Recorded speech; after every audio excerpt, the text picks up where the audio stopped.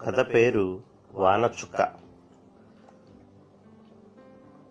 చరాచర సృష్టిలో ప్రతిదానికి తనదైన బాధ్యత ఉంటుంది. దీన్ని నిర్వర్తించడంలో కినుక వహిస్తే అంతా అల్లకల్లోలమే. ఏంటి నిత్య చలనం అంటూ వానచుక్క కూడా కర్తవ్యం మరచింది.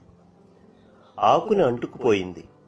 మరి ఆకు దాన్నెలా కార్యోన్ముఖం చేసింది అనేదే ఈ కథ.